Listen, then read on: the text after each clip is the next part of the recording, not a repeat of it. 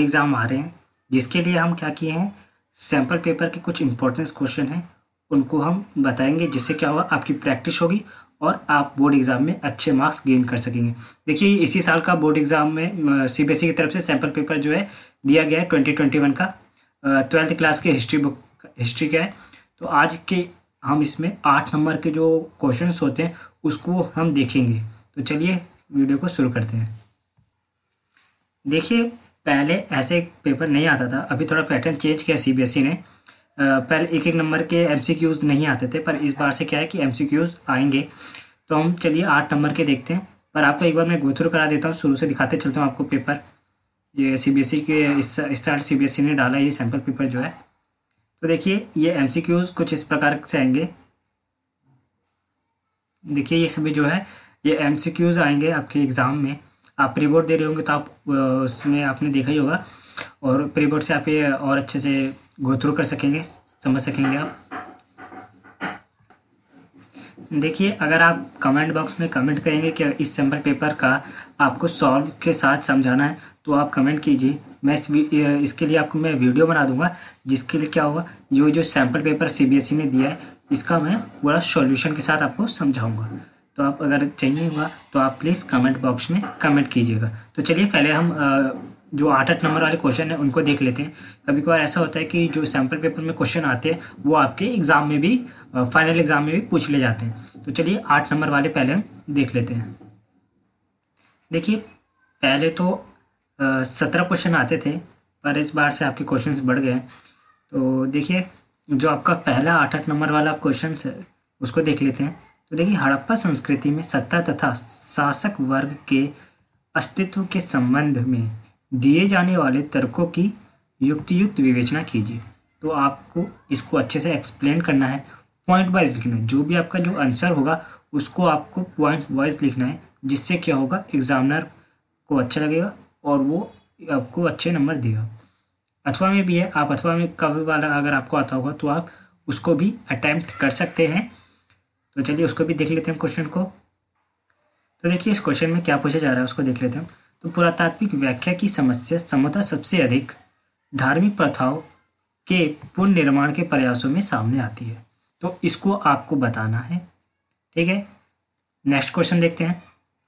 संत कबीर के विचारों और शिक्षाओं का भारतीय समाज, आर्थिक जीवन, सभी धर्म तथा भाषा पर पड़े प्रभाव की व्याख्या अपने शब्दों में कीजिए। तो जो संत कबीर दास हैं उनके विचार और उनकी शिक्षा के बारे में बताना है आपको, कि जो भारतीय समाज पर उनके विचार कैसे पड़े। तो इस सबको आपको बताना है। आर्थिक जीवन पर, सभी धर्म तथा भाषा पर पड़ने वाले प्रभाव की इसकी आपको व्याख्या करनी है। चलिए अथवा इसमें भी आपको अथवा में दे रखा है और में, तो आप उसको भी देख सकते हैं। तो चलिए उस क्वेश्चन को भी हम देख लेते हैं। ये भी क्वेश्चन इंपॉर्टेंट होते हैं, क्या पता है फाइनल एग्जाम में आ जाए। देखिए ये जो क्वेश्चन है, इस्लाम भारतीय संस्कृति का अभिन्न अंग कैसे बना। आपको पहले डिफाइन करना है कि ये अभिन्न अंग इस्लाम जो है भारतीय संस्कृति पर अभिन्न अंग कैसे बना, क्योंकि भारत में पहले हिंदू धर्म को ही माना जाता था। तो जो इस्लामिक धर्म है वो कैसे आया उसको आपको बताना है। फिर आपको उसको बताना है कि इस्लाम को मानने वाले नए शासकों ने अपनी प्रजा के साथ तालमेल कैसे बैठाया। जो उनकी प्रजा है उसके साथ उनका कैसे तालमेल बैठा, वो कैसे मतलब घुल मिले, वो आपको इसको भी एक्सप्लेन करना है, ठीक है। तो चलिए नेक्स्ट क्वेश्चन की तरफ आप चलते हैं।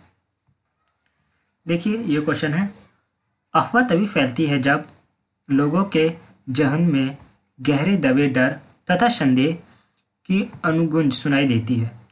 1857 के विद्रोह के संदर्भ में इस कथन की पुष्टि कीजिए। तो देखिए ये वो क्वेश्चन, ये जो बोल रहा है ये क्या कह रहा है कि जो ऐसी अफवाह फैला दी गई थी कि बाज़ार के आटे में हड्डियाँ मिली हुई है गाय की, और जो कारतूस है उसमें गाय और सूअर की चर्बी है से बनाया गया है, जिसको आप मुंह से छील के चलाना होगा। तो ये जो अफवाह फैल गई थी आपको उसको बताना है। 1857 का जो विद्रोह हुआ था उसको भी आपको बताना है। तो चलिए नेक्स्ट क्वेश्चन देखते हैं, ये भी अथवा में है। तो देखिए 1857 का जो विद्रोह था, 1857 के विद्रोह के बारे में चित्रों से क्या पता चलता है। जो 1857 का विद्रोह हुआ था तो बहुत सारे चित्र बनाए गए थे, झांसी की रानी का चित्र और जो विद्रोही विद्रोह कर रहे हैं उसका चित्र, तो ऐसे बहुत सारे चित्र बनाए गए थे। तो बहुत सारे जो चित्र बनाए गए थे आपको वो बताना है कि 1857 के विद्रोह के बारे में चित्रों से क्या पता चलता है। तो आपको वो पहले एक्सप्लेन करना है, फिर आपको बताना है इतिहासकार इन चित्रों का विश्लेषण किस प्रकार करते हैं। तो जो इतिहासकार हैं वो इन सब चित्रों का विश्लेषण कैसे करते हैं, क्या समझते हैं, आपको इन सभी को भी इसमें बताना है अच्छे से। तो ये सभी जो थे 8-8 नंबर के क्वेश्चन थे जो आपके बोर्ड एग्जाम में पूछे जाते हैं। और ये जो क्वेश्चंस होते हैं क्या होता है कि अगर आप इन सभी को इसमें आपको 8 में से 8 नंबर मिल गए तो आपका जो नंबर होता है बोर्ड में वो बहुत ही अच्छे आ सकते हैं। तो इसलिए मैं आपके लिए इंपॉर्टेंट क्वेश्चन जो 8-8 नंबर वाले हैं वो लाया था। और ये इसी साल सीबीएसई ने जो सैम्पल पेपर प्रोवाइड कराया है बच्चों के लिए, ये वही सैम्पल पेपर के क्वेश्चन है।